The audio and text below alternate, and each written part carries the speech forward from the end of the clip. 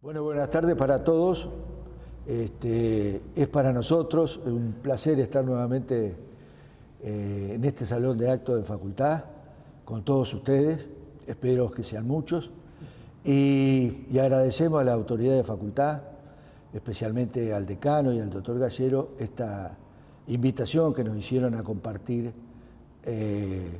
nuestro poquito o mucho conocimiento sobre garrapata. Por supuesto, a Gonzalo, el profe, también mi agradecimiento. La verdad que es un gusto tener acá en facultad, pudiendo hablar un poquito de esta problemática que es la garrapata y un poco abrir un poco más de conocimiento al tema.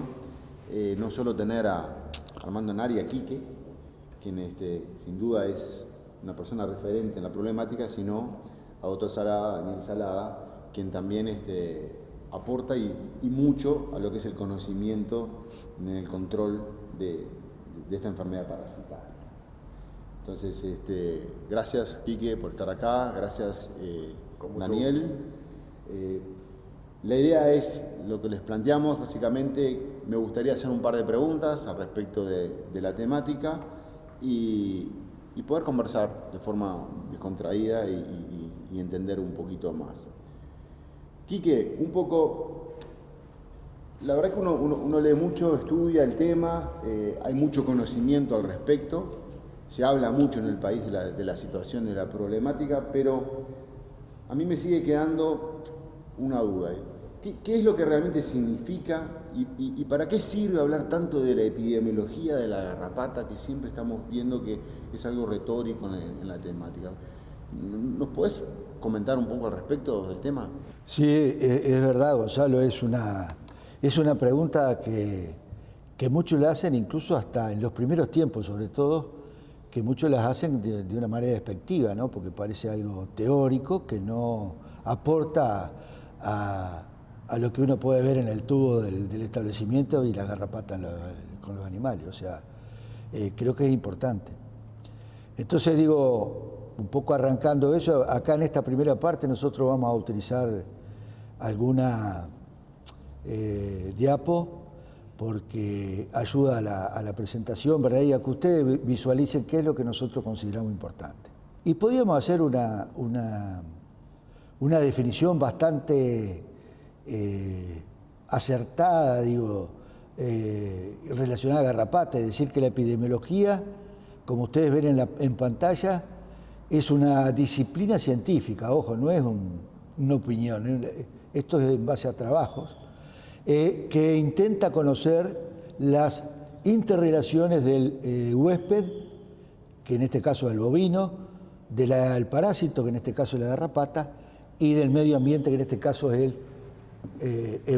vuestro establecimiento, para los que tengan establecimiento, ¿no?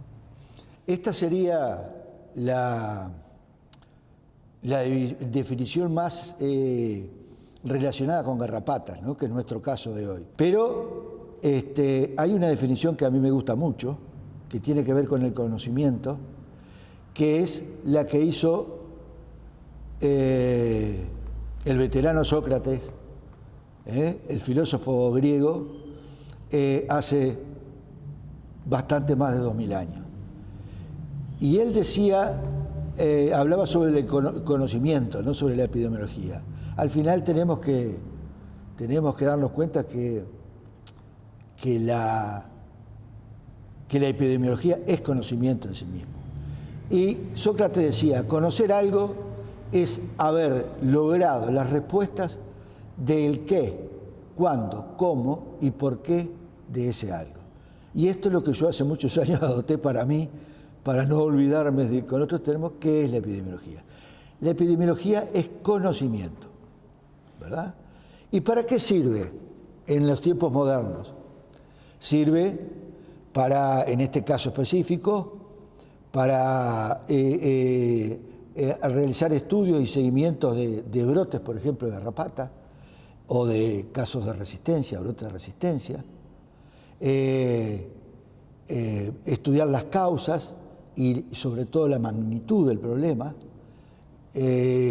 diseñar y evaluar estrategias, nuevas estrategias, como se hizo utilizando estos datos, que la vamos a discutir ahora, la vamos a discutir con Daniel y con Gonzalo, y sobre todo el análisis de los resultados, ¿verdad? Bien, Quique, entonces si entiendo bien, esto es como pintar un cuadro. Tenemos el marco de la pintura. Ahora, cuando uno quiere ver la pintura y quiere ver realmente cuál es el problema en sí, me gustaría preguntarte, bueno, ¿cuál es el área realmente de conocimiento más importante que uno tiene que estudiar de la epidemiología de la garrapata? Porque tenemos claro que la epidemiología es importante. Ahora, ¿cuál es el área precisa que uno tiene que ahondar más en conocimiento?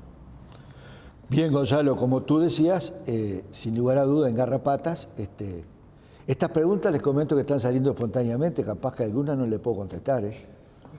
Bueno, en la epidemiología de la garrapata nosotros hemos encontrado, de cuando empezamos a estudiar a fines de la década de los 70, hemos visto importante estudiar todo lo que corresponde al ciclo parasitario, pero de una manera no estática como el ciclo parasitario que ustedes están acostumbrados a ver hasta los almanaques, sino el ciclo, cómo se comportan las poblaciones, y después el ciclo no parasitario.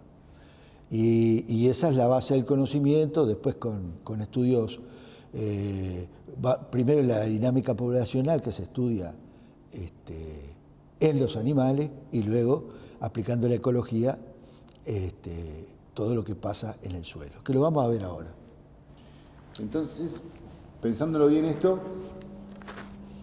vos como un poco gran partícipe de generar el conocimiento que hoy tenemos para combatir la garrapata y sobre una base de la epidemiología, ¿no? Básicamente. ¿Qué se sabía cuando arrancaste con esto? Porque me imagino la situación hace un tiempo atrás, que habría que empezar a controlar la garrapata, y ¿se sabía algo de la garrapata? ¿Se tenía claro el ciclo? ¿Cuáles eran las mejores estrategias a seguir? ¿Podés contarnos un poco de esa situación? Yo te podría decir de que hubieron grandes profesores, grandes científicos que desarrollaron estudios muy precisos sobre, por ejemplo, el ciclo evolutivo de la garrapata. Uno de ellos fue, me acuerdo, que tengo ahora me hiciste acordar de una historia con él, en un congreso de biatría. Me encantan las historias, Gil. Que hizo muy buenos estudios sobre garrapata. Pero se sabía, sobre todo, qué pasaba en la garrapata arriba del animal. Y del animal individual, sobre todo, pero no de las poblaciones de garrapata. Perdóname, o sea, de esa parte que cuando uno ve el ciclo, habla del ciclo parasitario en el animal. Exactamente. O sea, bien de libro, pero que es importante, ojo, esto no estoy diciendo que no es importante, que yo lo voy a omitir hoy. Bien, porque no, sabe, ya lo no tuve tiempo de estudiarlo. Me imagino. Bueno, entonces hay un cuento, Gonzalo, cuando empezamos a trabajar con el doctor Cardoso, que es uno también con el doctor Petracia, uno de los artífices de estos conocimientos que voy a presentar hoy. Rubino en ese momento, principio de la década del 80, fines de la década del 90, tenía un convenio muy importante con FAO, que fue lo que nos ayudó a nosotros a formarnos de alguna manera, conseguirnos becas, etcétera, etcétera. Y la oficina de FAO en Rubino en ese momento recibe una carta de un australiano. Ese australiano, yo me acuerdo bien el nombre, se llamaba Rob Sades, que después tuve el placer de conocerlo, pero era un genio loco. Estaba enloquecido con los modelos de simulación, fíjese en esa época. Un iluminado para cuando las computadoras que había, Gonzalo, eran IBM, parecían un ropero. Nosotros, y la primera computadora que se llamaba Rubino, fuimos a verla en grupo. Fíjense en ahora un muchacho joven decirle que tenemos una computadora nueva, ni importancia nos da. Hoy acá tenemos una computadora, claro. ¿no? Bueno, entonces en la carta, ese australiano, que era un genio, ¿verdad?, Pedía datos de meteorológicos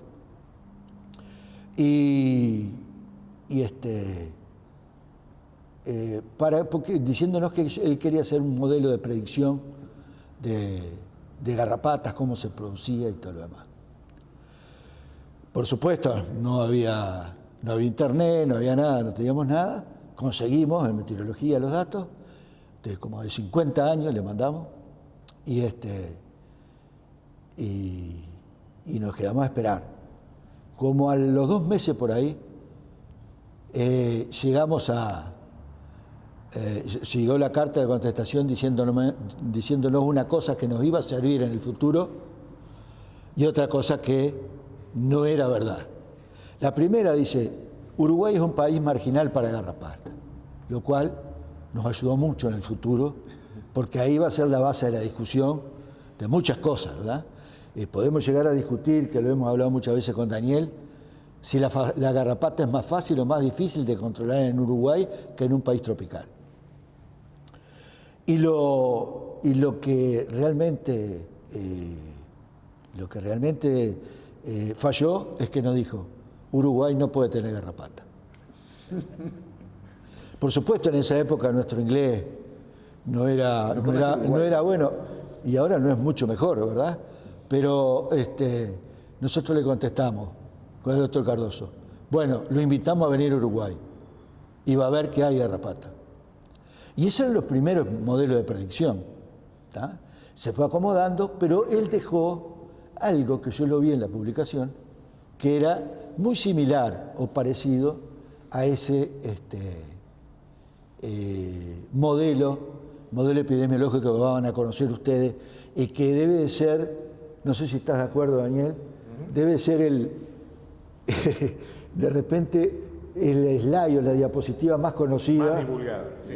Porque con mucho buena voluntad Sanidad Animal la ha repetido miles de veces, se ha repetido en las charlas del doctor Cuore y la doctora Solari, y además el plan agropecuario ha tenido un importante rol. No solo repetida, sino que acertadamente repetida. Yo creo que acertadamente repetida porque sirve para pensar. Esto es para pensar. Y vamos a encontrar las limitaciones después, ¿verdad?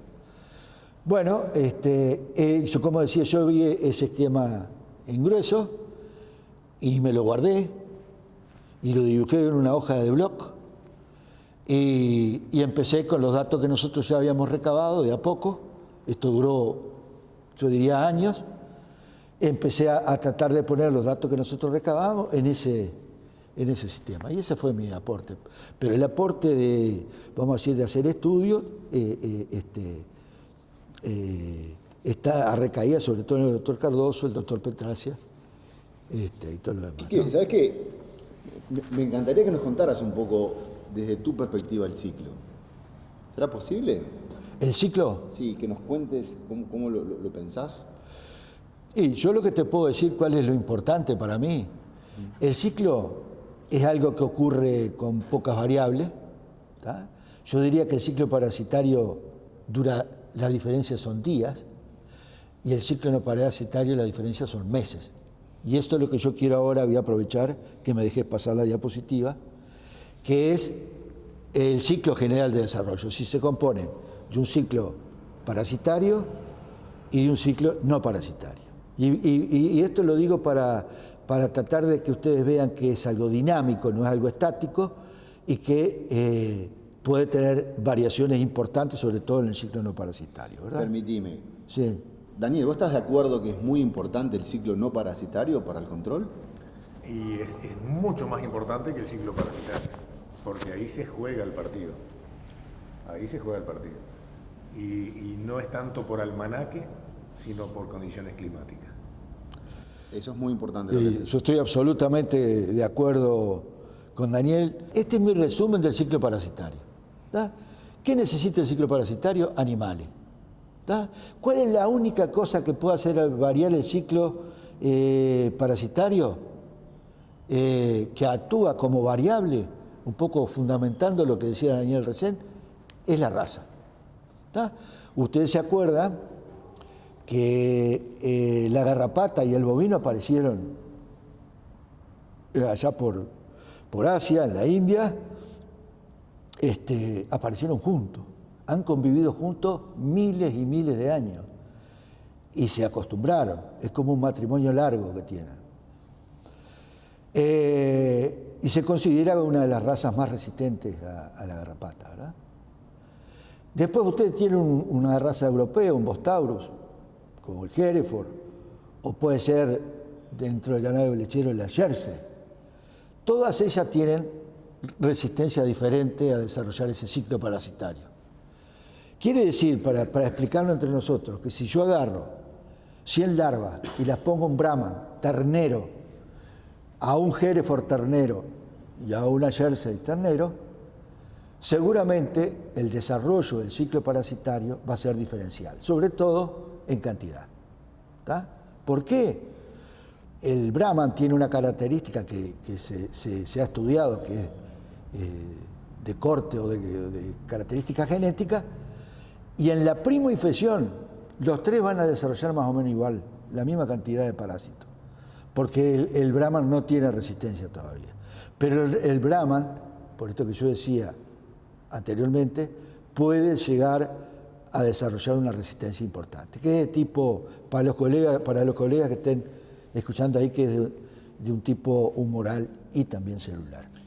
Entonces esto, lo que vos acabas de decir, la influencia de la raza, serían eso que uno tanto lee y a veces tanto escucha de la garrapata, las estrategias de control no químico, y una de las opciones sería la parte genética animal desde el cambio de raza o la adaptación de las distintas razas. Totalmente, e incluso más, digo, eso abre todo un camino, como se abrió en ovinos con parásitos gastrointestinales, de selección de individuos más resistentes. Incluso, yo les cuento, o sea, yo soy veterano y les voy a hacer cuentitos de todo.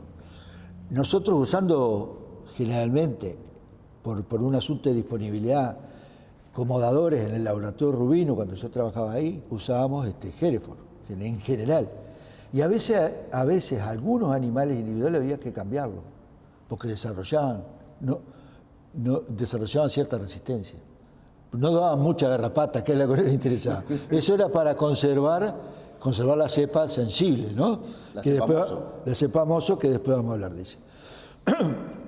Entonces, la diferencia, o sea, esa variable que yo estoy hablando, que ustedes la encuentran a la derecha de esta diapositiva, se da en el Brahman, se da en el bocínico.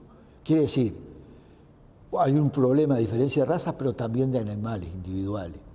Ahí empieza a haber las variaciones. No todos los animales son más resistentes o menos resistentes. Hay variación individual. ¿Tá?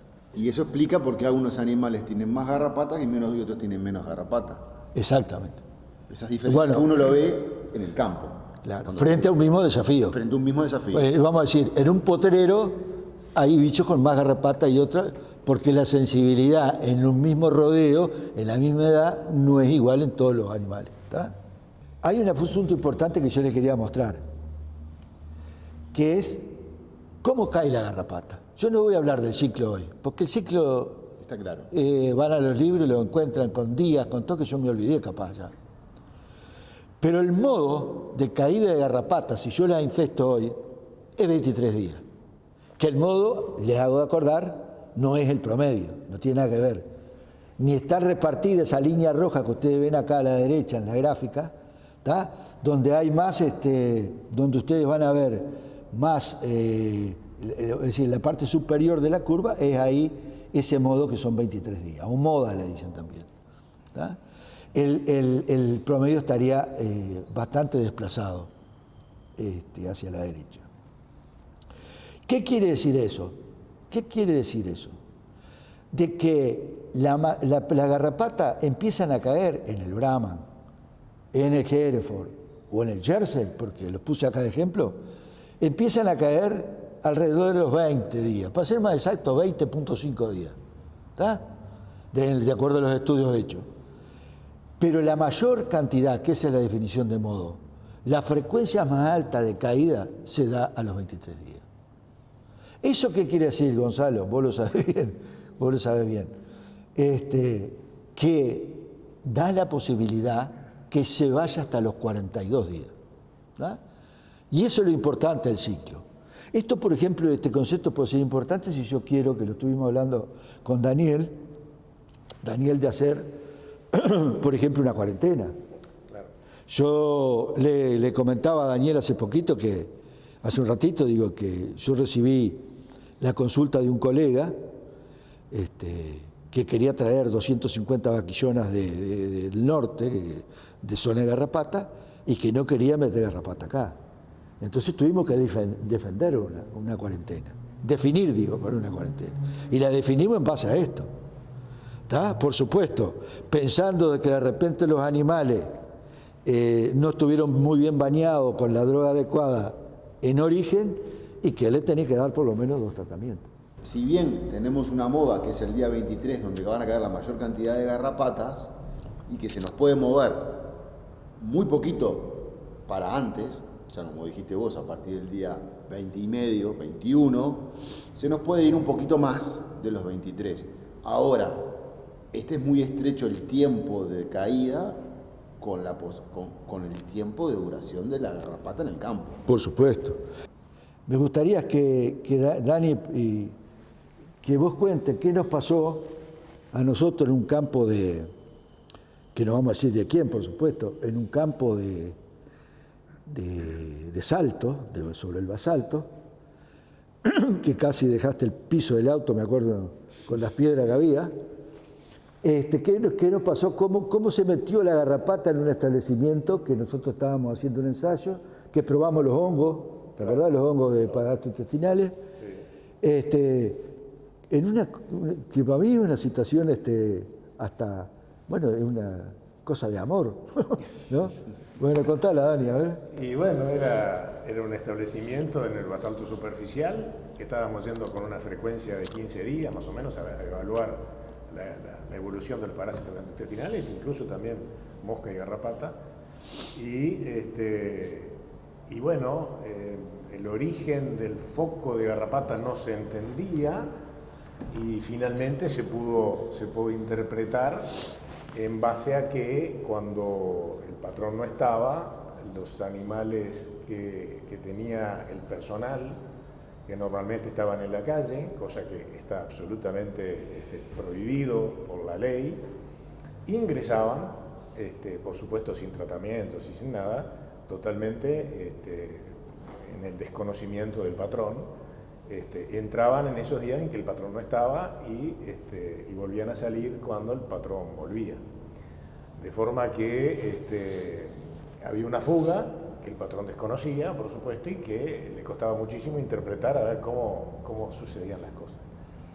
Y bueno, esos son ejemplos malísimos de que podés hacer muy bien todo, pero si no hay un compromiso de todo el personal y de toda la gente involucrada sobre el ciclo de la garrapata y cómo funciona, un desliz de ese tipo en que para que los animales del personal comieran mejor por unos días, estás hipotecando todo un problema que por supuesto el personal no lo hacía con maldad, sino por picardía, y que tenía una consecuencia mucho peor que solo que le comiera un poco algún campo al patrón, ¿no? Entonces era un poco la situación que decíamos, lo que es la falta de conocimiento de generar este tipo de dificultades, ¿no? Notable, Daniel, tenés mucho más memoria que yo.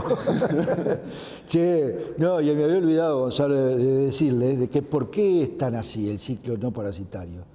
El ciclo parasitario así porque varía con el clima, ¿tá? Hablamos del clima tropical, del clima templado, varía con el tipo pastura, es decir, la cubierta vegetal es importante porque es lo que al final la garrapata se protege. Varía con el abrigo, que se lo dan generalmente en los montes, se ha visto, ahora después vamos a hablar un poco de que puede haber algunas variaciones, sobre todo en campos de costa o en donde hay montes, ¿verdad? O sea que es muchísimo más complicado el ciclo no parasitario, que es el que no vemos, que el ciclo parasitario sí. Ahora, Quique, te hago una pregunta, porque viste que uno trata de leer un poco de garrapata, la gente lee, uno escucha reportajes, escucha charlas, ve revistas, trata de entender un poco más de la garrapata. Y un término que siempre uno escucha es el de dinámica poblacional. Y la verdad que me gustaría si vos podés contarnos un poquito cómo es que aplica el término de dinámica poblacional para estudiar la garrapata. Es muy sencillo, muy buena la pregunta. Es como preguntarle a la madre si el hijo es feo. Che, dinámica poblacional es simplemente el estudio o el seguimiento de las poblaciones parasitarias arriba de los animales. ¿Tá?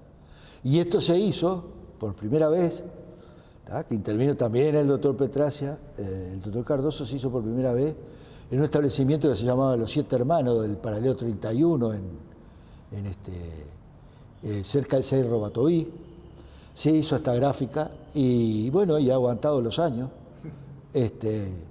más o menos, que después yo quiero explicar cómo puede variar, ¿no? Esto es una orientación. Entonces, si nosotros vemos la gráfica y pensamos para atrás, ¿tá? Solamente usamos el sentido común, vemos de que hay una correspondencia entre la disponibilidad de larvas en las pasturas con la cantidad de garrapatas que nosotros vamos encontrando. Pero ya podemos de alguna manera definir que hay por lo menos 3 generaciones de garrapatas en el Uruguay, que las dejo para ver en la siguiente diapositiva. Entonces, Quique, a ver si entendí bien. ¿Qué es el modelo epidemiológico? Bueno, el modelo epidemiológico simplemente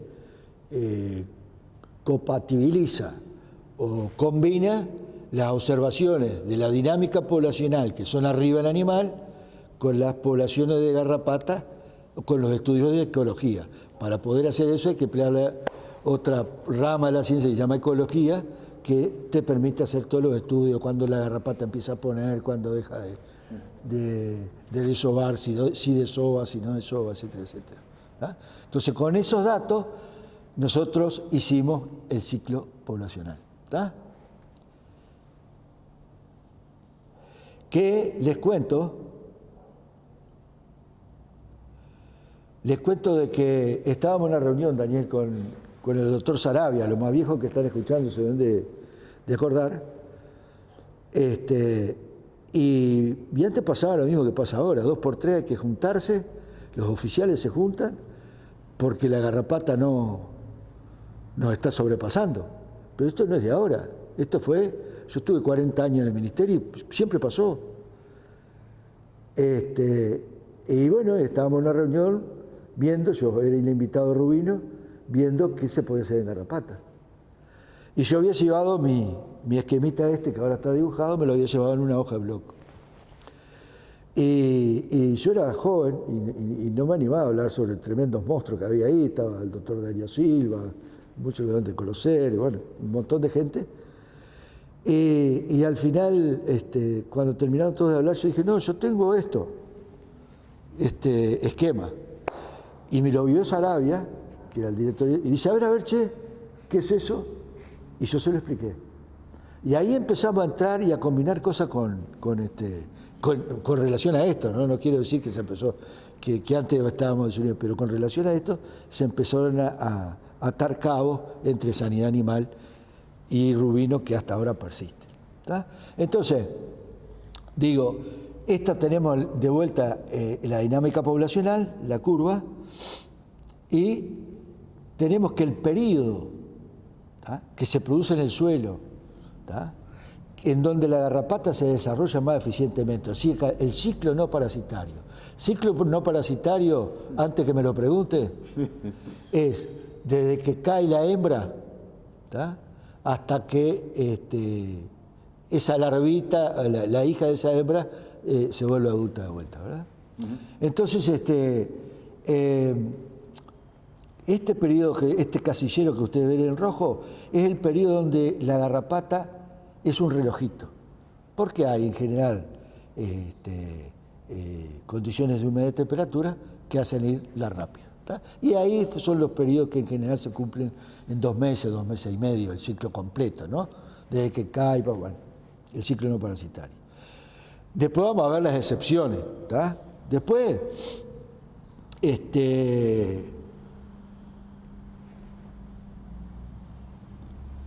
ya el ciclo empieza a tener algún problemita, porque empieza el frío, ¿verdad? Estamos por ahí por marzo, algunos días fríos.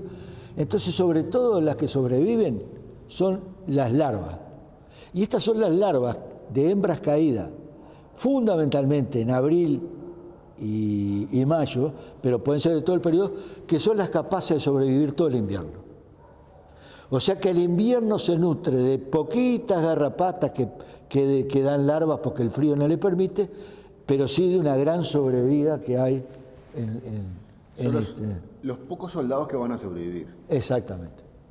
De todas maneras, es evidente que el productor nota una baja de la caída. ¿Tá? Nota la baja de la caída porque prácticamente, yo estoy señalando con el dedo y no debería hacerlo, pero si usted ve la curva alta, que es la tercera generación, toda la línea de la izquierda, esas son garrapatas fértiles que van a poner huevo y que van a dar larva y que van a ayudar a la infección. Pero después la de la derecha, a partir de mayo prácticamente, muchas garrapatas que caen al suelo, Gonzalo, tienen problemas para poner. En años normales, con helada y todo lo demás, no ponen. Usted agarra en la prueba, pone una garrapata gorda y déjela en 3 días en la heladera, quedan negras y empieza a tener problemas reproductivos. Por eso, esa es la explicación de que nosotros no podemos tener mucho tiempo en la heladera cuando juntamos muestras para hacer resistencia, ¿verdad? No, más de 1 día y medio, 2 días, se altera y empieza a modificar los resultados. ¿Tá? Y básicamente estas garrapatas, como yo decía, caídas en enero, febrero, marzo, abril, tienen una importancia importante para la sobrevida de la garrapata en el año. No solamente para la garrapata, sino para los hematozoarios. Nosotros hemos encontrado que, por ejemplo, garrapatas puestas en febrero infestadas, artificialmente, ¿no? Infestadas en el rubino, se ponían y eran capaces después haciéndose no diagnóstico, ¿no? Poniéndolas de vuelta arriba del animal, las hijas de esa garrapata podían transmitir tristeza. Lo que también nos demostró de que la tristeza no solamente pasa por portadores, o sea, en el animal, sino pasa por la garrapata, por abajo, ¿no? Y después tenemos el otro periodo que está usted ven en amarillo, que es ya el tiempo se está haciendo frescote y sobreviven solamente los huevos. Esto es un mecanismo que tiene de sobrevivencia también la garrapata, pero no es muy eficiente, ¿verdad? Esa tercera generación, Quique, es donde habitualmente desborda y descontrola todos los planes y donde la gente se desespera y vienen todas las consultas por la cantidad de garrapata y seguramente también por alguna enfermedad que transmite la garrapata también, ¿no? Sí, como ustedes dicen, las tristezas aparecen básicamente en el otoño. No quiere decir que no haya en primavera, pero aparecen en el otoño. Y el anaplasma aparece más en el invierno porque tienen un periodo de incubación más largo. Yo lo que me olvidé de decir que volviendo a la tercera generación que hablaba Daniel, la punta de esta generación, o sea, la parte de abajo, cuando en la línea blanca está llegando a junio, ahí es vamos a decir, el área donde la garrapata puede fallar de poner. Y en muchos de los estudios se ha visto, o en muchos años se ha visto que la garrapata no pone. Pero, y acá me gustaría, Daniel, hacer un comentario sobre que esto es un modelo conceptual, por eso es conceptual.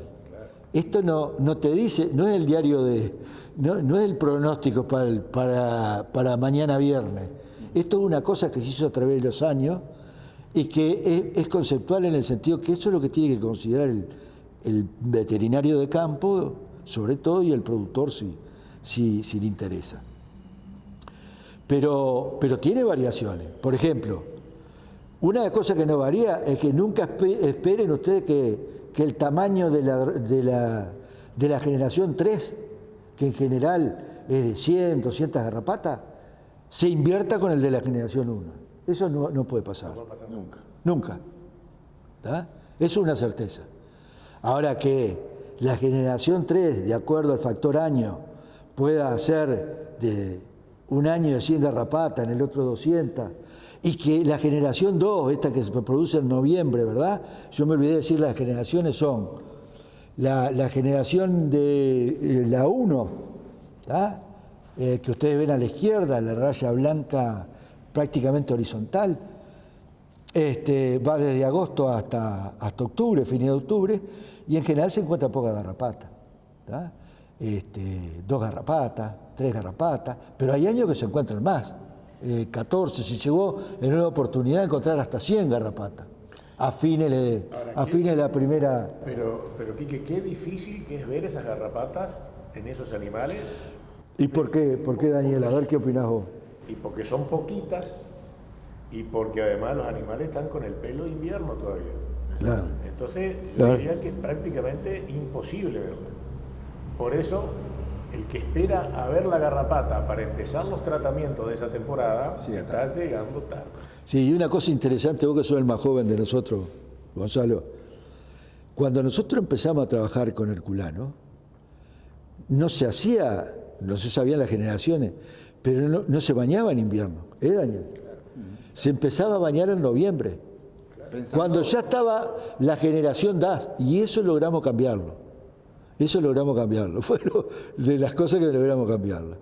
Antes no había conciencia de que, por lo que dice Daniel, no la veían. Y además, en esa época se usaban esencialmente baños, tenían vacas preñadas o pariendo, pelo largo, bueno, el pelo largo era lo de menos para ellos, para bañarla, pero y no veían garrapatas. Punto bisagra, hoy creo que los tres estamos de acuerdo en el tema, que es fundamental el control en la primera generación. Fundamental. Absolutamente. Claro, pero es lo que nos ha costado. Está más. comprobado eso ya. Está comprobado Con la cantidad de casos de muy buen control o hasta erradicación, utilizando justamente el modelo conceptual. Pero yo creo que nos ha costado mucho que la gente realmente, siguiera ese consejo, porque les parece que es tratar cuando no la veo, es innecesario, ¿no? Y bueno, en eso estamos insistiendo siempre. Y de repente, si uno ve, cuando llega a un establecimiento que está con problemas y ve la distribución de los tratamientos a lo largo del año, la mayoría los habían puesto en la tercera, que es cuando lo vieron. Entonces, bueno, ya está. Con esta situación se tiraron los tratamientos basado en lo que decía Quique con respecto a que el 95% está en el campo. Nosotros le estamos, en el mejor de los casos, pegando solamente al 5%. Y si el campo es el que está contaminado, mal resultado vamos a tener haciendo los tratamientos en la tercera. Ahora, Daniel. Absolutamente así. Entonces, perdóname si entendí bien, pero ¿es posible tener un éxito aplicando un plan estratégico para control de la garrapata? Sí, señor, y lo hemos tenido. Y lo hemos tenido excelentes resultados aplicando esta información que está disponible, que no lo dijo Quique, pero Quique lideró este grupo de investigación no era el DILAB, era el CIVET, el Centro de Investigaciones Veterinarias Miguel Cerrubino, CIVET. Se cambió el nombre. Pero y esta información se publicó en 1985. Y desde esa época está disponible. Y hubo gente que lo adoptó rápidamente y le fue excelentemente bien. Y bueno, y hasta hoy. Nosotros tenemos experiencia en establecimientos que haciendo lo que se recomienda, aplicando desde el principio, se logra disminuir muchísimo o hasta erradicar si es lo que se pretende. Que vos lo hiciste en tu campo eso, ¿no? Y eso, sí, lo hicimos nosotros en La Valleja, lo hemos hecho en muchos establecimientos, pero se necesita una serie de compromisos de alguna manera para establecerlo y lograrlo. Eso es lo que se habla, que cuando para tener un éxito en el control de la garrapata hay factores que son operacionales, sociales, y otros que son de artilugio químico o de control técnico. Claro. O sea, no es solo el componente técnico, sino que hay un componente de compromiso del que abarca el tratamiento. Sí. ¿No? Exactamente. Bien, y Quique, me quedé pensando entonces, si este modelo conceptual quiere decir que es el esquema que uno tiene que tener en la cabeza para enfrentar el tema de garrapata, pero tiene que siempre estar considerando las variables climáticas que puedan suceder a lo largo de los años. Absolutamente. Porque te va a afectar un poco, o bastante. Por ejemplo, creo que es un error ir a otro país. Daniel ha viajado hace mucho a Paraguay. Ir a otro país y tratar de aplicar nuestro esquema. Pero sí yo quiero decir, hasta con orgullo, ¿no? Un sano orgullo, de que hay muy pocos países que tienen los datos que tiene Uruguay. Argentina tiene algo, y no sé, corregime, yo ando por muchos países, sí. Pero digo, básicamente la garrapata siempre se ha controlado sobre el conocimiento del ciclo arriba del animal, pero no que lo que pasa abajo. Claro, no es lo mismo conocerlo en Uruguay que en Argentina, por ejemplo, que es 15 veces más grande que nosotros, ¿no? Sí. Sí, exactamente. Por eso, yo creo que tenemos que estar orgullosos de eso, y a veces la culpa no es de uno solo, la culpa es que un poquito de cada uno que le aflojamos, como el asunto. Yo siempre digo, la garrapata no vuela. Las dos fuentes más grandes puede subirse la larvita a la punta de los pastos, puede haber viento, puede ser llevada por la creciente, pero lo más importante, ¿saben cuál es? Es humano. Ser relajado con los alambrados perimetrales. Yo cuando a los colegas más jóvenes les digo revisar los alambrados perimetrales y la portera, lo que decía Daniel hoy, un ejemplo. Sí, el ingreso de nuevos animales. Sí. Ahora, viendo esta situación, ¿no? que la importancia que tiene todo lo operacional, las limitantes del predio, el ingreso de los animales de afuera, si nosotros logramos controlar todos esos aspectos y nos metemos dentro del predio, ¿sí? Daniel, ¿qué frecuencia? ¿Cómo usamos? ¿Qué hay que hacer para hacer un buen uso de los productos que tenemos disponibles hoy en Uruguay? Pensando en la situación al día de hoy, no con otras soluciones que no están a la mano del productor. El productor que nos está escuchando ahora, que tiene que empezar ahora en agosto un tratamiento, que tiene que empezar, de acuerdo a lo que dijo Quique de este modelo, a empezar a controlar la garrapata para ir en vías de la erradicación o el control, que no va a ser una cosa inmediata, capaz que después eso me gustaría aquí que hagas comentario. ¿Qué tiene que usar? ¿Qué puede usar? ¿Con qué frecuencia debe usar?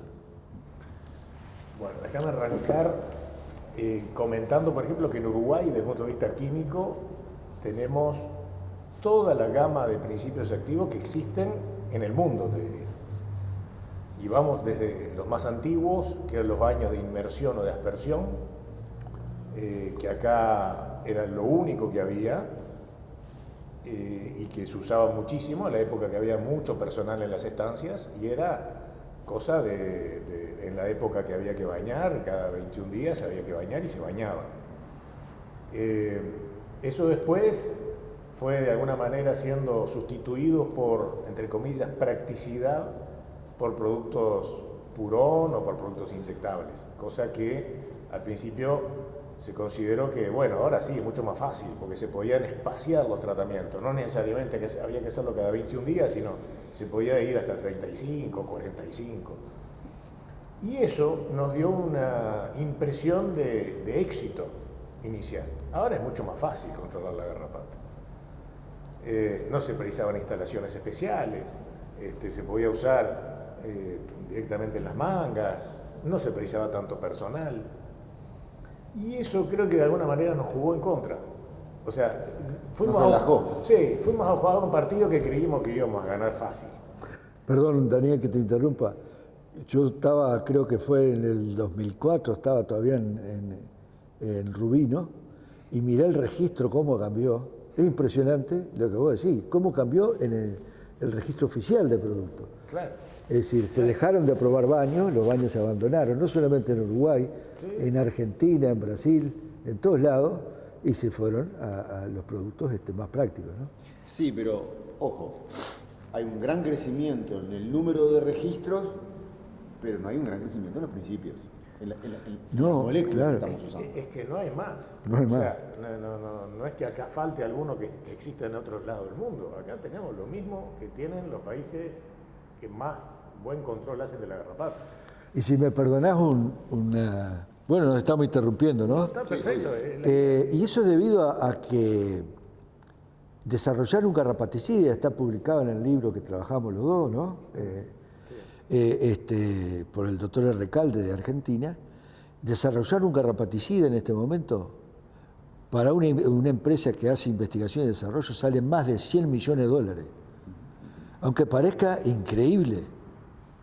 Entonces, las empresas que hacen investigación y desarrollo, que como todas las empresas tienen un fin de lucro, les es mucho más fácil de repente dedicarse a otras especies como la humana y los cerdos, las aves, que pueden vender más productos que gastarse ese dineral en droga. O sea, no hay investigación en el mundo. Y además estás tratando lo que van a ser, terminar siendo alimentos, por lo tanto la parte de residuos de los productos químicos en los alimentos cada vez es más exigente y cada vez es más de tener en cuenta.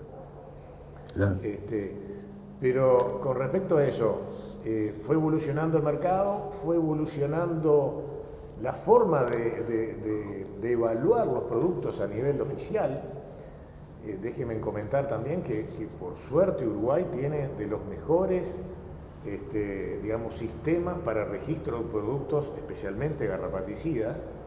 Somete a los productos a una prueba altamente exigente, cosa que a todos nos debe dar la máxima tranquilidad. No es la realidad en Sudamérica ni en Centroamérica.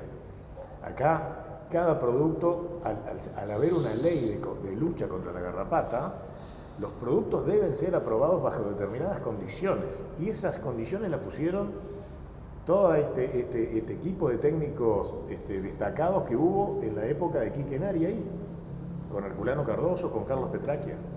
Entonces, las exigencias son altas y estaban muy definidas para lo que eran los baños de inmersión. Cuando vinieron los otros productos que ya no eran baños de inmersión, o sea, ya no eran productos tópicos, eran productos inyectables o purones, los tiempos, porque hasta en eso, los tiempos que hay que mantener los animales en boxes para demostrar la eficacia y demostrar la persistencia, que es otra cualidad importantísima para el control de este parásito, llevaron mucho más tiempo, o sea, cambió. Antes un baño se medía, se bañaba el animal, se evaluaba cuántas garrapatas caían, si desovaban, si no, de repente en 2 meses el producto estaba aprobado o no, según como le fuera. Hoy, con productos que tienen persistencia mucho mayores, pueden pasar hasta 3-4 meses en pruebas y eso de alguna manera ha cambiado todo el sistema de registro. Entonces, los productos los medimos no solo por la eficacia inmediata que tienen de matar la garrapata, sino por la persistencia que tienen en evitar nuevas infecciones. Claro. ¿Entendí bien? Claro, que eso nos va a dar cierta eficacia sobre el 95% que está en el campo. O sea está enganchado lo que dice Quique, claro, con el control químico. Claro, porque los baños, o sea, cuando hablábamos de baños, inmersión o aspersión, y eran tópicos, actuaban sobre ese 5% y prácticamente nada más. Volvían al campo y al otro día o a los pocos días se estaban subiendo garrapata de vuelta. Los productos más modernos tienen y demostraron esa cualidad de que no solo iban a afectar lo que estaba parasitando en ese momento, sino que le iban a dar, como el producto sigue circulando, en el caso de los productos sistémicos, garrapata que intentara subir iba a morir cuando se intentara alimentar, o sea, envenenándose con la sangre, o sea, cuando tomara la sangre con el producto químico circulando. Entonces, eso es bien tema farmacológico, así que no me voy a meter en eso porque voy a hacer agua. Entonces, en definitiva, eso dio la posibilidad de espaciar los tratamientos manteniendo la eficacia. Y eso ahí es donde hablábamos de que capaz que nos aflojamos un poco porque vino toda esa, digamos, terapéutica nueva y pensamos que iba a ser más fácil el partido. La cosa... Decime. No. Te iba a decir, Dani, que ahora que él habla de afloje, no nos tenemos que olvidar de que Uruguay desde 1910 tiene una legislación. Somos los dos únicos países de Latinoamérica que tenemos una campaña vigente de garrapata. Eso también es importante, hay que mantenerla, cuesta. Y que los mayores logros, o sea, la limpieza de casi todo el sur del Uruguay, al sur del Río Negro, se realizó hace unos cuantos años, en el 50, cuando salimos campeones del mundo. Ahí se logró limpiar todo el sur con el arsénico. Quiere decir que hay algo que nos hace reunirnos de vez en cuando de que no funciona. Y yo creo que es una combinación de algo. No es culpa de nadie, pero es una combinación. Y la valoración que tiene la profesión veterinaria en el control de la garrapata también, ¿no? Exactamente. Ese lugar tiene duro. Ahora bien, entonces, si entendí bien, este es como el ejemplo ideal en donde estamos pensando en que como un ciclo parasitario, ¿sí?, se ajusta a un tratamiento farmacológico, y ese tratamiento farmacológico, que tiene determinados tiempos de persistencia y eficacia, terminan determinando en su conjunto, por la epidemiología, un esquema de tratamiento. Sí. Que se ajusta a un plan sanitario dentro del establecimiento, de acuerdo a lo que decía Quique en su dinámica poblacional. Cuando falla un tratamiento, ¿es un problema de resistencia? Porque es lo primero que pensamos. Bueno, no es un problema de resistencia. Te digo más, nos ha tocado ir a ver casos de insatisfacción del resultado y no era resistencia. Y ahí tenemos desde falta de eficacia en tratamientos de inmersión, en que, por ejemplo, la concentración del principio activo no está a la que tiene que estar en el bañadero. Caso de amitraz, que no se mantuvo bien el pH alto que tiene que mantener y se degradó y... No controlé la concentración, no usé la regla, no controlé cuántos animales se bañan. No tengo la regla, no zambullen bien o no horquillan. Por lo tanto, nos ha pasado, Quique, ir a ver insatisfacciones de eficacia. No, el producto no me está matando, debe ser resistencia. Allá vamos, miramos, y cuando caen los animales, la cabeza no se moja. Y la garrapata que encontramos viva eran solo en los lugares donde no se mojaba. Obviamente era un tema de mojado. Si se moja, son productos de contacto. Si la garrapata no se moja con el producto, no se muere. No solo contacto, sino tiempo de contacto. Y tiempo de contacto también. Entonces, entonces ahí entramos en todas las variables. Como hay menos personal en las estancias, ya la posibilidad de horquillar a todo el ganado que se baña es muy poco probable, y bueno, ahí entramos en esas cadenas que van llevando a este resultado. Y después hay un montón de insatisfacción, porque la insatisfacción del usuario se radica también en la expectativa que tenía. Porque hay gente que empieza... La mayoría de los reclamos de falta de eficacia, nosotros los tenemos en el otoño, ¿no? Y ahí, poco menos que toda la garrapata es resistente. Y no es así. Lo que la gente espera es que hagan el tratamiento y el animal quede absolutamente libre de garrapatas en los próximos días. Y a veces no sucede. Y no es resistencia. Es que o tenía una carga impresionante de garrapatas y quedaron unas pocas, y es insatisfactorio para el productor que quedaran unas pocas cuando es absolutamente normal, porque la eficacia de los productos es un porcentaje y así se aprueban. Y si mató el 98%, el producto anduvo excelentemente bien, pero si tenía 500 garrapatas cuando lo usó, y quedaron un montón, y quedaron 10 garrapatas, eso no es resistencia, porque se prueba. Entonces, hay un montón de variables que hacen de que la primera sospecha es resistencia, y para nosotros debe ser la última, pensar en resistencia cuando uno es eficaz en un tratamiento. Y me gustaría que explique, Dani, el asunto, por ejemplo, de productos que son diferentes de la manera de accionar, porque digo, hay como una idea de que todos los garrapaticidas, por ser garrapaticidas, actúan de la misma manera. Claro, y no es así. Claro. Por ejemplo, sin nombrar nombre comercial, el flasurón, por ejemplo. Claro. ¿Cuántos reclamos hay que te llaman de que a los 18, 20 días no te dice que está lleno de garrapata? Siguen con garrapata viva. Me gustaría que explique un poco eso. Claro.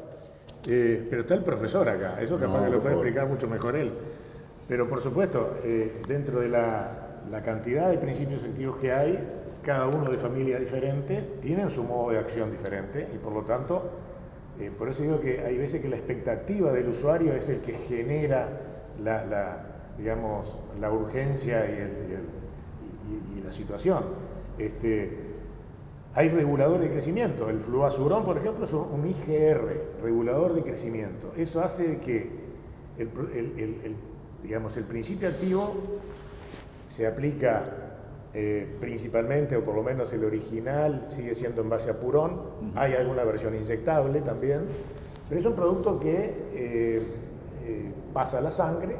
La garrapata al alimentarse se va a encontrar con el residuo ese del producto y va a hacer de que no mude, va a evitar la muda, porque se genera la quitina, y entonces no va a pasar de larva a ninfa o de ninfa a adulto, e incluso sobre la garrapata que haya tomado producto y se desprenda para desovar, va a afectar también la quitina de los huevos y va a hacer de que de ahí no salgan larvas de esos huevos en el ambiente. Quiere decir que la expectativa es que por más de 20 días después del tratamiento con fluazurón pueden aparecer o pueden quedarse garrapatas vivas sobre el animal. No es un producto aconsejable como para un despacho, obviamente, pero es un excelente producto para usar a nivel de campo y toda garrapata que suba no va a prosperar en esas condiciones. Porque lo que nosotros estamos tratando de hacer es que digamos, en el plan estratégico de control no se piense tanto en el animal y limpiar las garrapatas del animal, sino pensar en el campo, que es el que está sucio. Claro. Porque limpiar de garrapatas un vacuno no es tan difícil si se da con el principio activo adecuado y en la dosis adecuada y en el momento adecuado. Limpiar el campo es lo más difícil. Es el desafío. Claro. Y lleva tiempo. Y lleva tiempo. Entonces, en definitiva, el animal va a estar representando la infección que tiene el campo. Entonces, si nosotros logramos bajar la población del campo, el animal va a quedar libre. Entonces, tenemos que usar el animal como un signo de qué grado de contaminación tiene el campo. Y por eso nos pasa lo que nos pasa en el otoño, cuando el animal representa y muestra todo lo que contaminación que tiene el campo. Y ahí tenemos la tercera generación, pero también alguna de la segunda, y capaz que hasta de la primera. Entonces ahí tenemos un volcán que si queremos controlar eso en ese momento, es dificilísimo, porque teníamos que ir con algo para matar las larvas en el ambiente, y eso no tenemos. Entonces ahí el animal va, se suben las larvas, después vienen a las mangas, lo tratamos, lo ponemos de nuevo, y así estamos en eso. Por eso es mucho más fácil tratar de controlar la primera generación y la segunda muy bien, que eso va a hacer de que la tercera sea muy baja o casi inexistente, si lo hacemos bien. Y ahí es fundamental la participación del veterinario, asesor, y que esté al día con estos temas y que pueda llevar adelante digamos, un buen control con toda la información que se dispone en el Uruguay y que se debe disponer de ese establecimiento en particular con respecto a si se dan las condiciones para hacer el control que se desea. Claro. ¿Y cuáles son las expectativas? ¿Queremos controlar? ¿Queremos erradicar? ¿Cuáles son los principios activos que en ese establecimiento funcionan? Porque el perfil de sensibilidad de la garrapata de cada establecimiento va a estar totalmente, digamos, vinculado con la historia de tratamiento de ese establecimiento, o si vino de afuera, con la historia de tratamiento que se le dio antes de venir. Entonces, ahí es donde el veterinario de campo tiene que plantarse y estudiar bien la situación para implementar un buen plan de control y que después esté el compromiso por parte del establecimiento de realmente cumplir en los tiempos y formas que se establezcan. Así que, por eso yo creo que es una larga escalera el control, claro, que permite de que haya falla, claro, en algún eslabón y que no es culpa, es decir, no le podemos echar la culpa a nadie, pero es la culpa de todo, ¿no? Porque siempre en algún paso hacemos algo mal. Claro. Es difícil establecer recetas para todo el mundo, porque acá, en lo primero que se ve que un producto va hacia un caso de resistencia es cuando la residualidad empieza a cortarse. Por ejemplo, en Uruguay, y no es común en los países, le obligan a poner en el momento de la aprobación, en caso de erradicación, aplicar con un intervalo de tantos días. Eso solo Uruguay lo pide. Y es una obligación de que todos los productos garrapaticidas deben decir eso. En otros países no. Y me parece muy bien. Ahora, eso está establecido frente a una cepa sensible que existe a nivel oficial, que es la cepa mozo. Claro, que la tiene Uruguay y es desde la época que la generó Quique Nari con Herculano Cardoso, y que esa cepa se ha exportado, entre comillas, se ha donado, digamos, muchos lugares del mundo como cepa de referencia. Entonces, esa cepa es sensible a todo, porque hace muchos años que no es sometida a tratamientos. ¿Cuál es la realidad de la cepa de campo? No la sabemos hasta que no se prueba.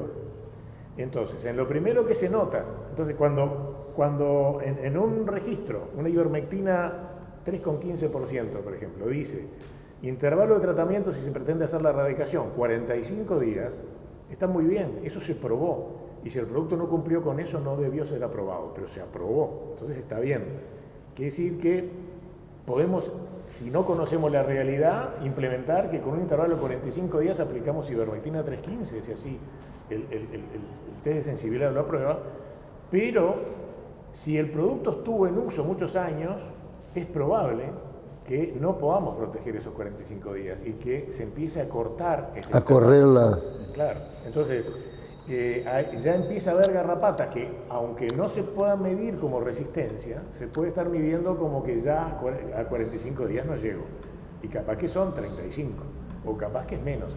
Y eso es donde el veterinario particular debe enfocarse y tratar de establecer de la mejor manera toda la información que pueda juntar, además de garrapatas para mandar a analizar si es posible, toda la información para armar un buen plan en conjunto con los objetivos que quiera plantear el productor. Entonces, es difícil hacer estrategias para todos, es difícil hacer una receta común, porque va a depender de muchas variables, pero hay muchos ingredientes que hay que ver cómo se conjugan para armar lo mejor. Sí, lo que es importante es partir de un diagnóstico acertado, lo mejor. Exactamente. ¿No? Que al final no es tanta plata, digo, ¿no? No. Entonces, pero el mensaje que se nos ocurre es que la garrapata es controlable, que en muchos establecimientos es erradicable, como hay mucha gente que lo ha logrado, bien asesorada y con el compromiso de hacerlo, y de que todavía tenemos muchas herramientas que son útiles en la mayoría de los establecimientos del país. Y que no pidamos algo de inmediato en resultados, sino que es un resultado a largo plazo. Claro. O sea, que esos planes, el éxito de los planes, son a largo plazo. Es que tenemos que trabajar en ese sentido. Y están previstos en la ley, además. Bueno, yo les quiero agradecer en nombre de la Facultad de Veterinaria el espacio que nos han dado, el que hayan aceptado a venir a nuestra casa de estudios, a aportarnos los conocimientos tan genuino, tan válido, sobre todo cómo ha surgido todo lo que es el conocimiento de la garrapata y toda la experiencia que tienen para el control. Así que en nombre de las autoridades y la casa de estudio quiero, y por supuesto de forma muy personal, quiero agradecer a Quique y a Daniel por estar hoy y por brindarnos esta conversación de entre amigos de lo que es esto de hablar sobre garrapatas. Sí, bueno, no, para nosotros es como devolverle parte de lo que nos dio a la facultad durante tantos años, que hace mucho que estuvimos acá, que era la misma facultad, y el mismo ambiente, el ambiente ese que tanto se valora y que no es tan común en otras profesiones. Así que para nosotros, siempre que nos requieran, vamos a estar a las órdenes para colaborar en lo poco que podamos colaborar. Quique. Sí, Daniel, en este recinto que estamos hoy, que lo único que no pudimos hoy es tomar mate, hemos votado, Sí. hemos escuchado charlas y conferencias magníficas, ¿tá? Hemos visto a amigos que hacía años que no veíamos. O sea que lo que dice Daniel es fundamental. Cuando nos necesitan, nos van a tener. Bueno, muchas gracias y seguimos. Bueno, muchas gracias por haber mantenido la atención en esta actividad. Sin lugar a dudas, enriquecedora y la verdad que uno la escucha y le gusta porque me parece que son temas actuales, sobre todo. Y antes de hacer el cierre, quisiéramos hacer algunas preguntas que bueno, fueron surgiendo a nivel del chat, ¿no? Y inquietudes, básicamente preguntas que están vinculadas a los distintos temas. Y me gustaría empezar por una pregunta a Nari, aquí.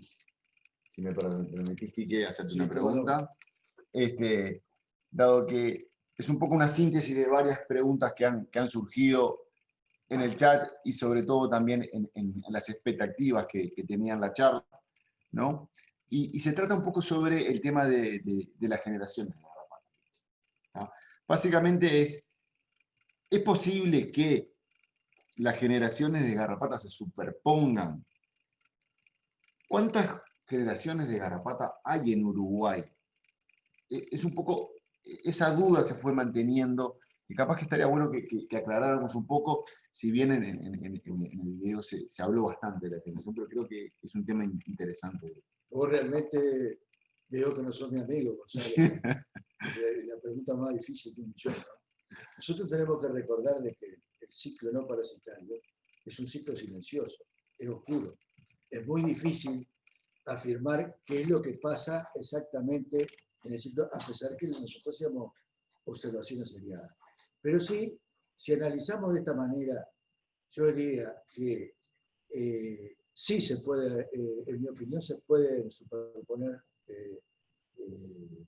generaciones de garrapatas por el solo hecho de que si el ciclo no parasitario, el ciclo completo, puede ir de extremos de 2 meses a 10 meses. Es casi un año.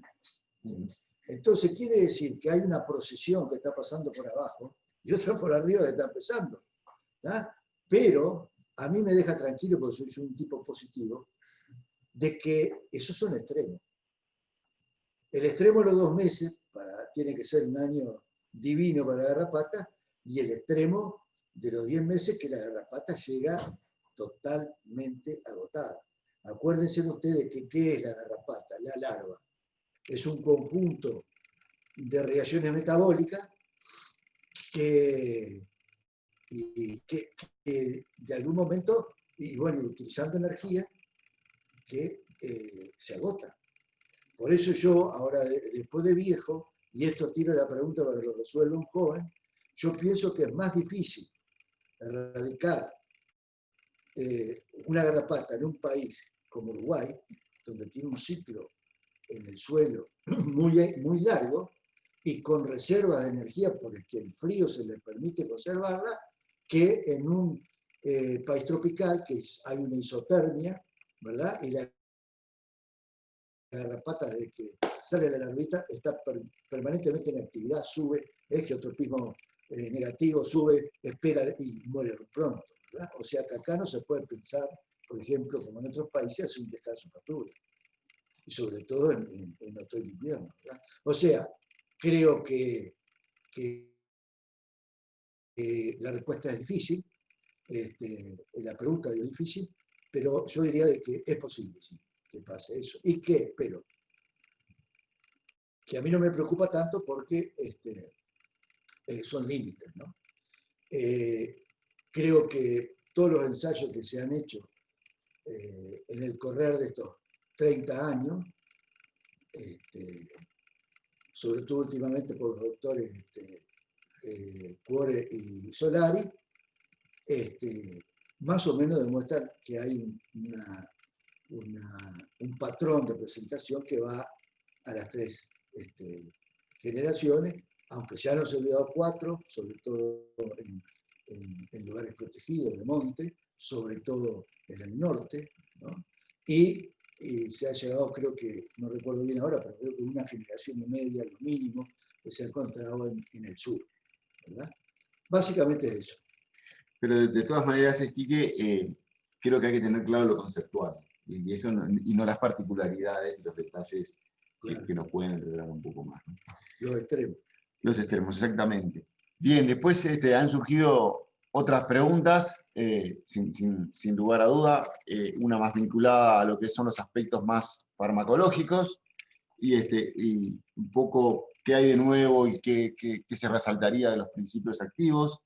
Bueno, es un poco aclarar un poco, como ya se habló en el video, no hay grandes productos nuevos, de hecho no hay principios activos nuevos, sino que más que nada hay nuevas formulaciones que se vuelven a lanzar con los mismos principios, buscándole algún ajuste en el farmacotécnico, básicamente, pero no tenemos grandes novedades.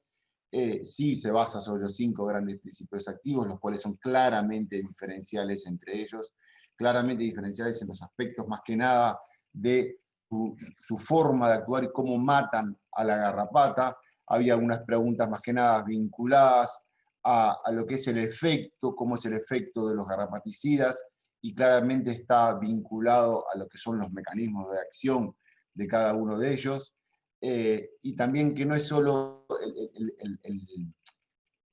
el tiempo que va a lograr, es fundamental el tiempo de contacto, digamos, que tenga el producto, ¿sí? La molécula con el propio parásito para lograr su máxima expresión de eficacia, y un poco eso es lo que muchas veces nos genera dudas en esas pequeñas diferencias que tenemos en las respuestas en los distintos fármacos. Pero es importante uno tener en claro bien cómo son los tiempos de duración y de persistencia de estas moléculas, en los cuales si nosotros estaríamos empezando hoy, dependiendo la elección de qué principio activo, si vamos por un principio de baño o por un derramo de alto, un purón o un inyectable, podemos irnos a entre 3 y 4 tratamientos para controlar entre la primera y la segunda generación, y eso tiene que ver muchas veces con los aspectos operacionales y de funcionamiento de cada establecimiento, los cuales son relevantes a la hora de elegir el principio activo, no solo el principio activo por sí mismo, sino también de cómo vamos a estar utilizando el principio a lo largo del tiempo. Y eso va enganchado un poco con otra pregunta que va más que nada planteada con la forma de control, que me gustaría extendérsela a Daniel, si es posible, que básicamente apunta a cómo plantear un plan de control cuando no tengo diagnóstico y cuando tengo diagnóstico, ¿sí? O sea, con y sin diagnóstico, sin embargo, conocimiento de los antecedentes en el predio, lo cual me parece que es un detalle sumamente importante sobre el tema. O sea, hay un historial de uso para enfrentar la problemática que puede estar enfrentando el productor de hoy en esa situación. Bueno, es la pregunta del millón, ¿no? ¿Con qué empiezo? ¿Cuándo empiezo? Bueno, la pregunta es difícil. Bueno, ahora estamos con unos términos nuevos en base al COVID-19, que es aplanar las curvas o mesetear, diría escuchar, tratar de hacer una meseta. O sea, nosotros estamos recibiendo del invierno los campos con muy poca contaminación, ¿no? Partamos de esa base. Con muy poca, si la comparamos, ¿no? Por supuesto, con lo que es el otoño. Estamos recibiendo los campos con muy baja contaminación y es lo que tenemos que tratar de mantener. Si nos ponemos desde el punto de vista de una larva, ¿la larva qué opciones tiene? Si es exitoso su andar, va a poder subir a un bovino y va a poder cumplir el ciclo parasitario. Y en ese caso, nosotros vamos a tener que ser habilidosos para controlarla antes que caiga a los 21 días a contaminar la pastura. Y la otra posibilidad es que esa larva no encuentre un hospedador donde subirse y va a morir de inanición al cabo de los meses o de deshidratación si llega el verano. Entonces, nuestro objetivo debería ser mantener esa acción del campo lo más baja posible. Y tratar de, justamente, en la medida de lo posible, hacer el máximo esfuerzo en la primera y segunda generación con tratamientos lo más apretados posibles, de acuerdo a los principios activos que se elijan, para lograr eso que decimos, de que no se vuelva a sembrar en el campo hembras que tengan la opción de desovar y cumplir su ciclo. ¿Cómo elegimos con qué producto empezar? Lo primero es saber si el producto, o sea, qué herramientas químicas tenemos en ese establecimiento. ¿Qué herramientas químicas significa saber si tenemos resistencia a alguno de los grupos químicos? Eso es, diría, ideal. Lamentablemente, de acuerdo a la cantidad de análisis que sabemos que se hacen por año, sabemos que no es lo más común. Por lo tanto, vamos a pensar en el ideal. Si es el ideal, tenemos que de los 5 principios activos funcionan 3, o dan excelente eficacia los 3, bueno, de acuerdo a la recomendación del tratamiento generacional, lo ideal sería tratar de implementar, sabiendo que van a ser eficaces, tratamientos de distintos principios activos, con distinto modo de acción en cada una de las 3 generaciones. Y eso Quique tenía una explicación, ¿no? La explicación de que si se nos salva, si alguno en la primera generación, luego del tratamiento, sobrevive a algún ejemplar, que eso no le transmita a su descendencia, o sea, a las hijas, esa capacidad de sobrevivir al tratamiento, o sea, de que sean resistentes, si seguimos tratando con el mismo principio activo de la segunda generación. El famoso concepto de presión química. Exactamente. Irle cambiando la presión en cada una de las generaciones. Y me dejas agregar, poner un pequeño comentario filosófico sobre la garrapata. La hembra que cae es la máquina perfecta de reproducir. O sea, la resistencia viene por muerte y selección y reproducción, potencial biótico. Y yo les recuerdo, sobre todo a los productores, que cada hembra gorda que se salva de un tratamiento, cada hembra gorda que entra por la portera, cada hembra gorda que cae al pasto, tiene el 50% de su peso en huevo. Es una perfecta máquina de reproducir lo que se va a salvar. Y eso no tiene nada que ver con lo que está hablando vos, pero sí claro, potencia la idea, ¿verdad? Unas pocas que se escapen, te siembran de vuelta. Y después el potencial de reproducción. Exactamente. Y le pone hasta 3.000-4.000 huevos una garrapata adulta. Y la variabilidad genética que ponen entre la población también, ¿no? Claro. Poniendo 2.500 huevos ya infesta un establecimiento, ¿no? Claro, claro. Entonces, la razón fundamental con qué producto empezar es sabiendo, y lo ideal sería tener el test de sensibilidad que hace el DILABE para saber cuáles son los principios activos. Sabiendo que hay mucho productor que no tiene ese resultado, se va a tener que guiar por lo que haya podido apreciar, y ahí va a depender mucho de su capacidad de observación, él y su personal, y quizás su veterinario, y tratar de elegir lo que ha visto que le da mejor resultado.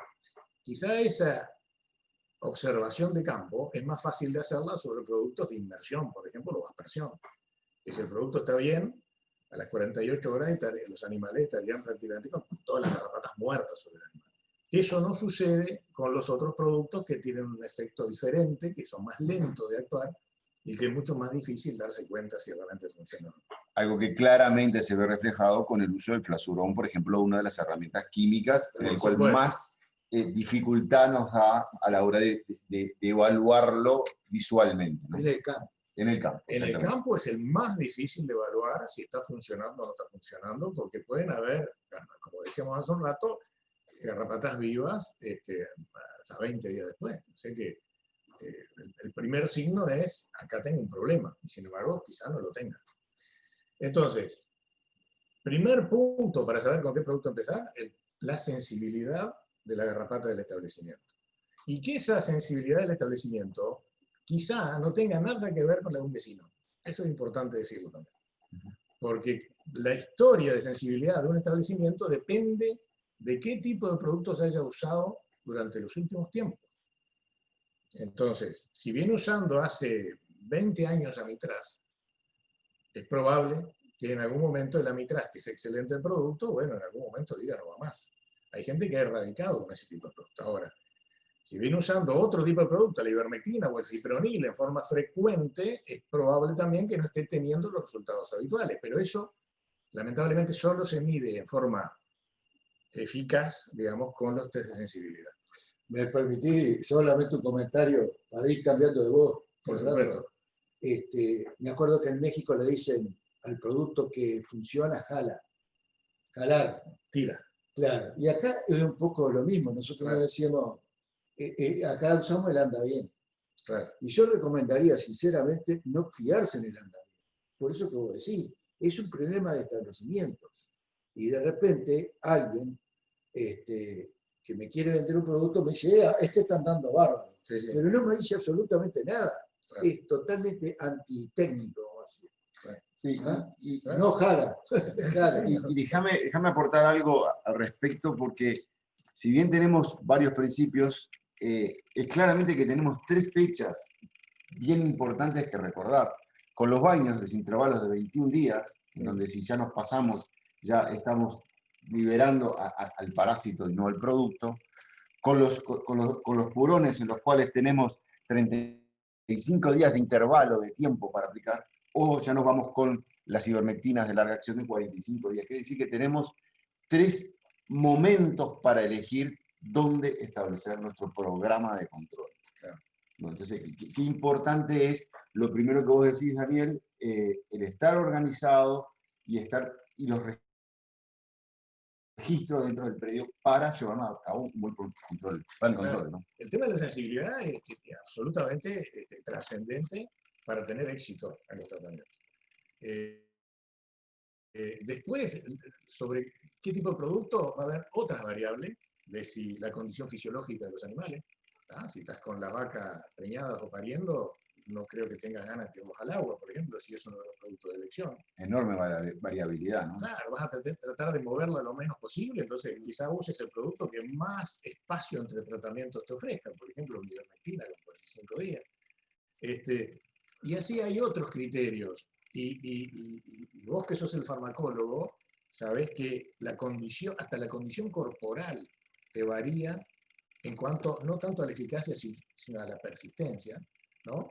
Y tenemos 2 ejemplos, que son la ivermectina, por ejemplo, y el fluazurón, que depende de la condición corporal, vos lo puedes explicar mucho mejor que yo, te va a dar mejor persistencia. Sobre todo en los depósitos grasos. Claro. Seguro.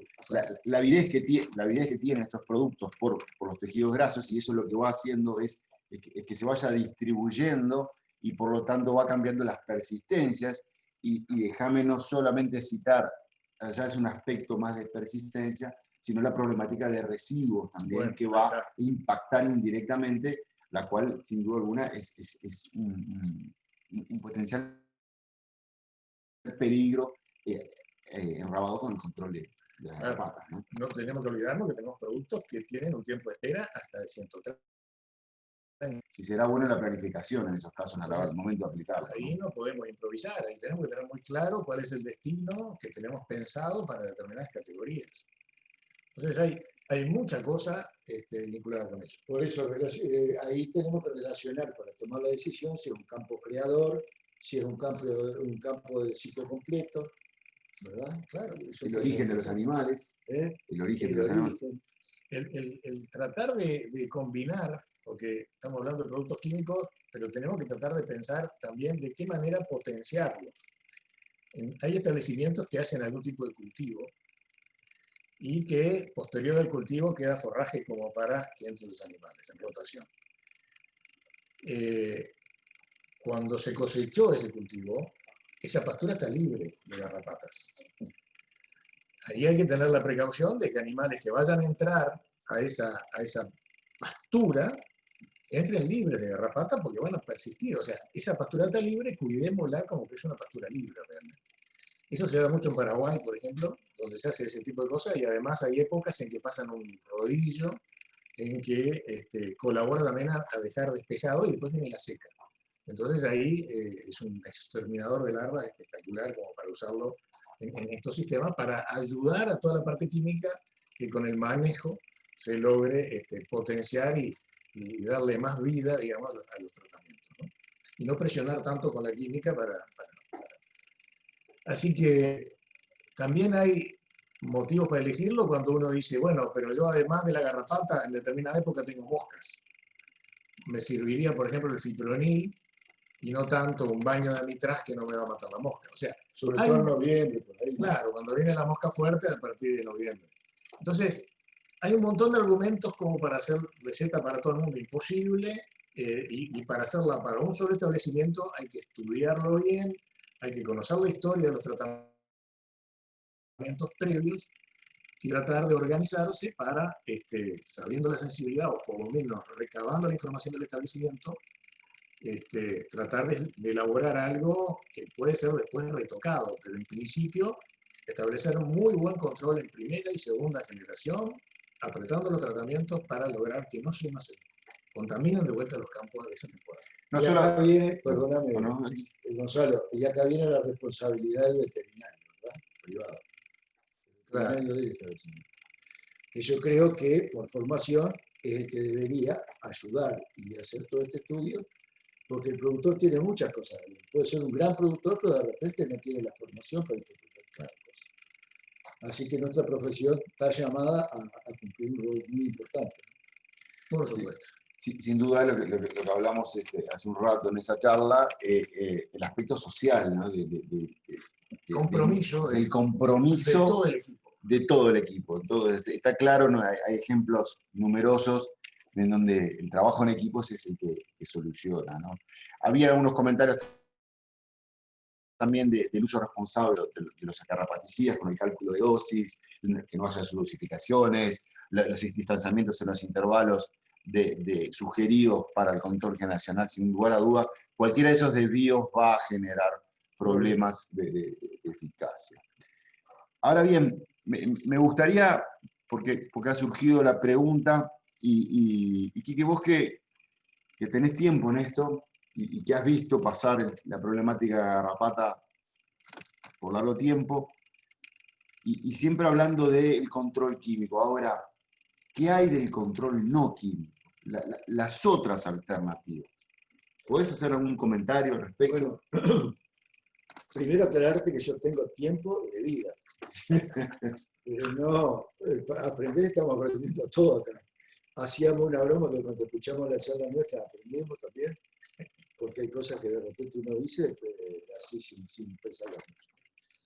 Yo te diría que como en cualquier otro parásito hay medidas. Y una de las medidas que está aplicada sobre todo en América Latina y en países tropicales, que es lo que hablábamos hoy del tipo de huésped, es decir, los tipos Brahman, Cruza, que son muy utilizados no solamente por la manera de resistir la garrapata, sino de comer y de resistir el medio ambiente y todo lo demás. Que eso ya hablamos, ¿verdad? Y después hay dos más, que yo diría técnicas bienvenidas, que son las vacunas y los hongos. Ahora, vamos a lo primero para hacer a nuestros amigos que nos están escuchando es ubicarla. Cuando decimos bienvenida, yo no conozco a nadie que sepa o que domine el tema de garrapata que diga yo voy a utilizar los hongos o la vacuna como una técnica de sustitución a los productos químicos. A nadie se le ocurre decir eso. Es una Nadie lo complementariedad. dice. Es una medida de manejo complementaria para, sobre todo, apoyarse en sistemas de control integrado. Eso es fundamental, porque si no después confundimos los roles, ¿verdad? Ahora, dentro de ese aspecto yo les digo que son bienvenidas, ¿por qué? Porque es una manera, en la manera que se puedan aplicar, de descomprimir la presión de selección de los acaricidas, de espaciar los tratamientos y sobre todo una cosa muy importante que yo le digo, no necesito decírselo además porque el productor lo sabe y lo sabe muy bien porque es su producto, de que cada vez dentro de las, vamos a decir, tarifas no arancelarias las solicitudes no arancelarias, los residuos son cada vez mayores. Sí, sí. Es decir, la tecnología en los países desarrollados ha aumentado hasta tal grado de que son capaces de detectar cualquier traza de residuos en la mayoría de los productos, y eso lo usan para comerciar. O sea, pasamos a tener un problema de predio, un problema país. Exacto.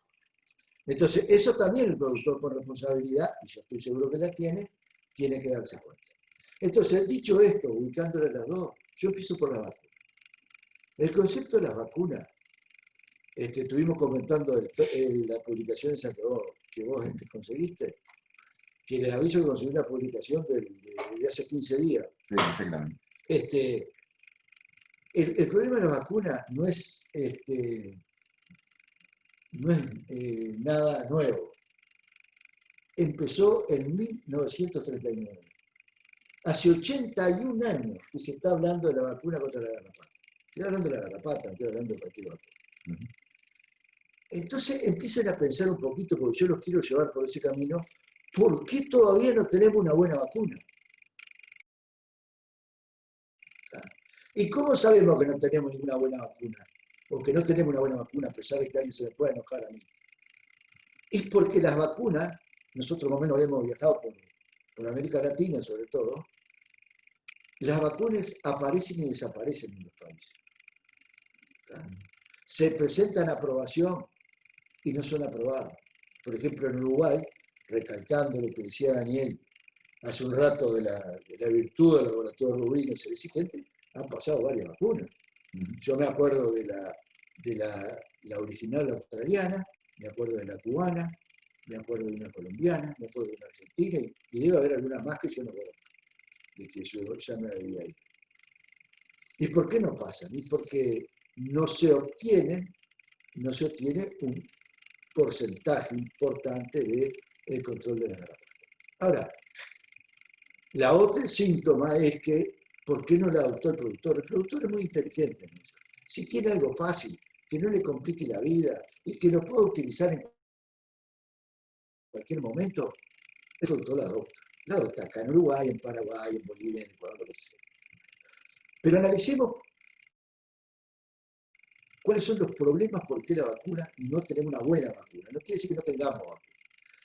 Y uno de los problemas es que se ha encontrado que el genoma de la garrapata, comparado con parásitos otros que son vectores también de enfermedades, es muy largo, es muy grande. Se empezó a complicar la garrapata desde el genoma. Entonces, eso que lleva como un paso inmediato a que no sea fácil identificar los antígenos. Porque es muy posible que la inmunidad que desarrolle el vacuno a la garrapata no sea disparado por un solo antígeno, sino por varios. ¿Tá? Entonces, ahí empieza el problema principal. ¿Y cuáles han sido las complicaciones, vamos a decir, de entre casa con la vacuna? Es que, además de tener problemas para identificarlos, no se ha podido lograr buena concentración de los antígenos. Hay problemas de adyuvantes en las vacunas que no han sido demasiado buenos. Y sobre todo, no se conoce bien cuál es la reacción posible a ese antígeno del huésped. O sea, lo que se sabe es que hay una reacción diferencial, por ejemplo, de un Brahma vacunado, que yo calculo que usualmente no se vacuna, que de un Hereford, por así decirlo.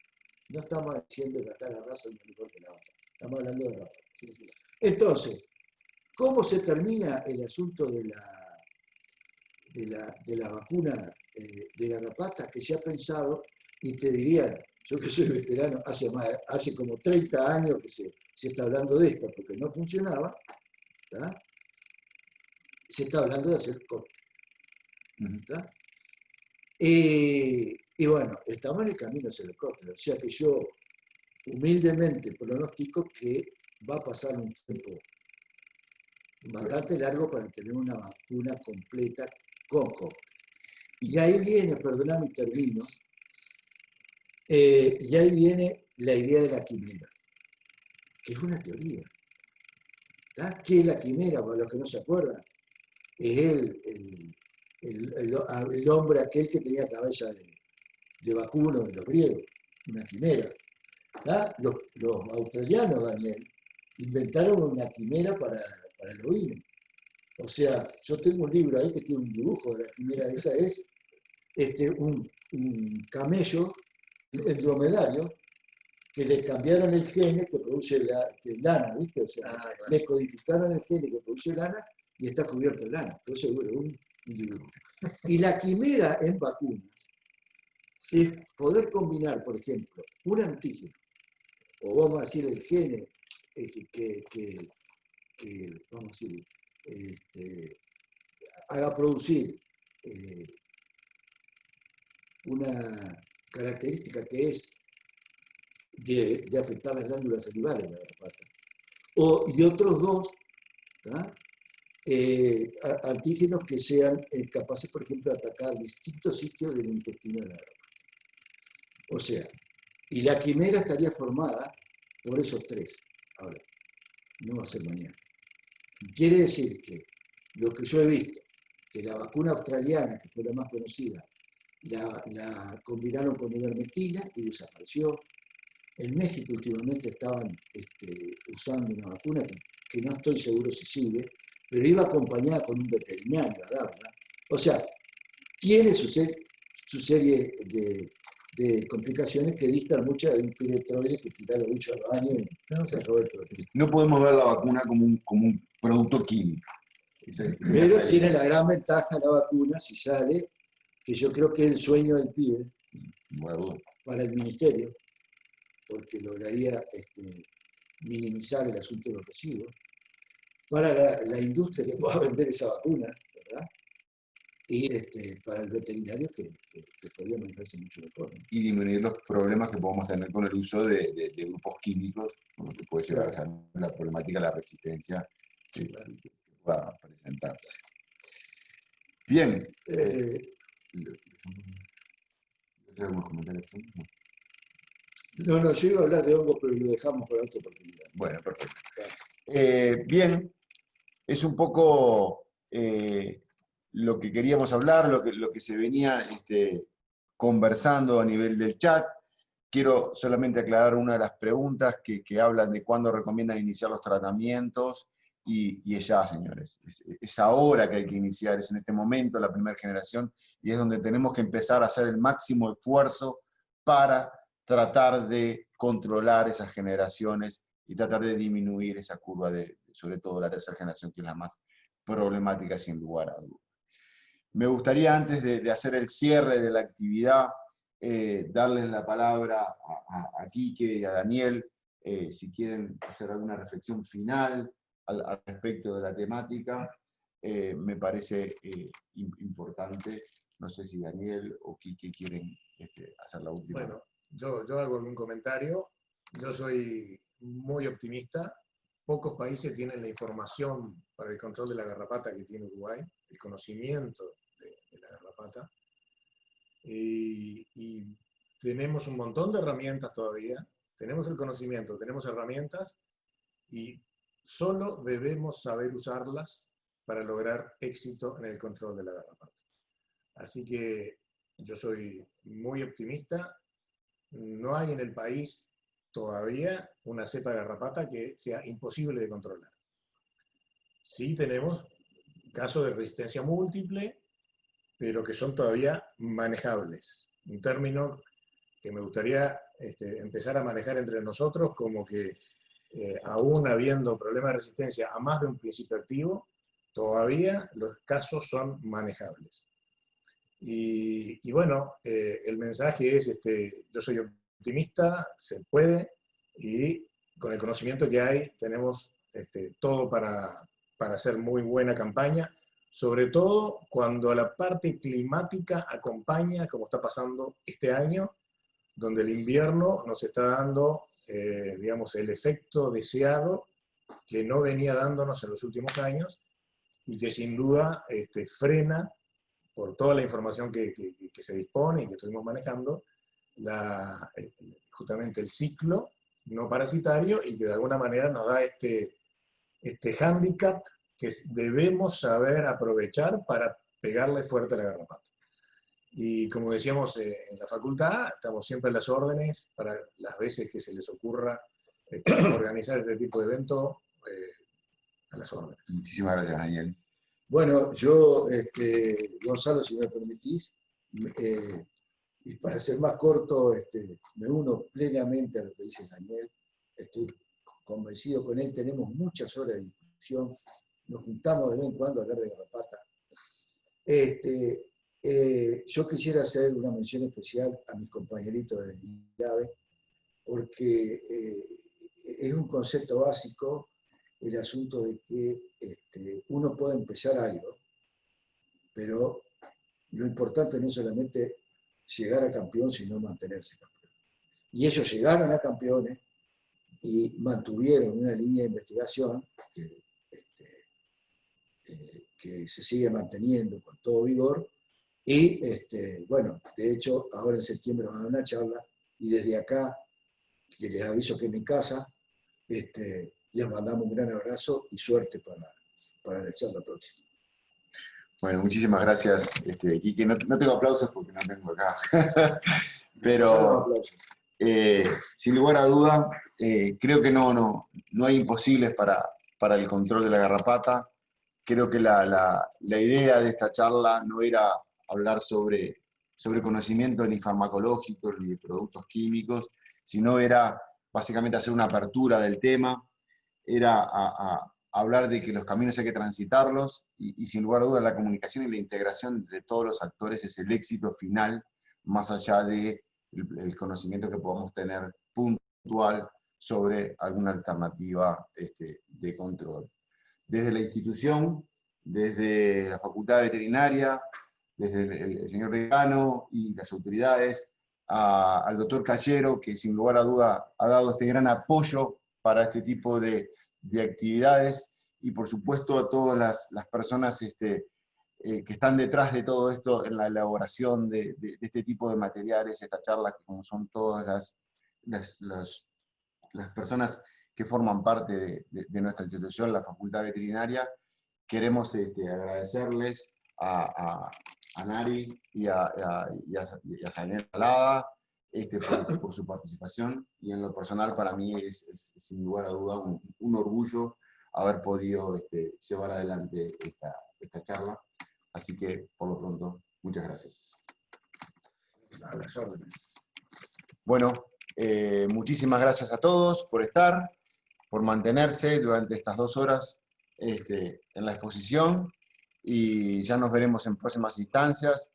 Les mandaremos su correspondiente agradecimiento. Buenas noches y tengan un buen resto de semana en lo que les resta.